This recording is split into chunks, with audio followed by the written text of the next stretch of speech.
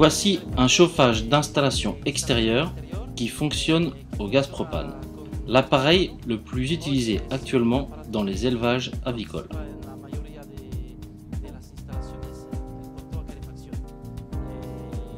Il comprend un brûleur gaz et une puissante turbine qui pousse l'air chaud en surpression à l'intérieur du bâtiment.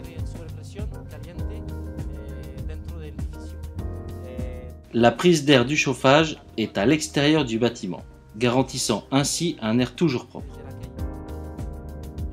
Ce produit rencontre un vif succès auprès des éleveurs, principalement pour son haut niveau de sécurité. Toute l'installation de gaz est à l'extérieur, aussi bien les conduits que le brûleur. On évite ainsi tout risque de fuite à l'intérieur du bâtiment. Effectuer la combustion dehors évite d'une part de brûler l'oxygène intérieur et d'autre part d'avoir des concentrations de gaz nocifs élevées.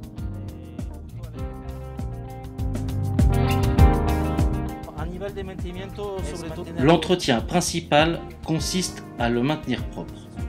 Les éleveurs copilotes le font habituellement avec de l'air comprimé.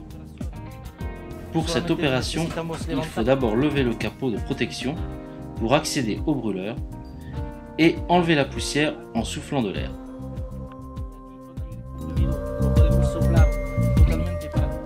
La partie postérieure dispose d'un autre capot qui donne accès à la turbine d'injection d'air chaud. En enlevant ces petites vis, on peut sortir tout l'ensemble turbine-moteur pour le laver soigneusement avec de l'air. Chez Copilot, nous sommes fans de ce chauffage en particulier et du gaz propane en général, surtout pour la haute efficacité énergétique. Avec ce chauffage, on obtient des rendements de gaz supérieurs à 95%, ce qui permet de chauffer le bâtiment à un coût raisonnable.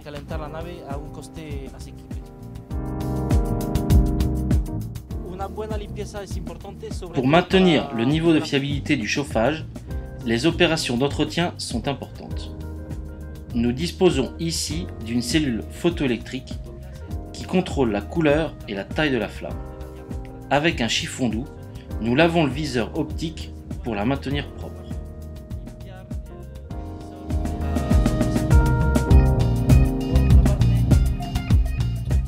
De la même façon, à l'arrière, nous trouvons un pressostat. Sa mission est de contrôler le fonctionnement correct de la turbine. Pour le maintenir propre, il suffit de sortir les tubes et les souffler pour enlever la poussière.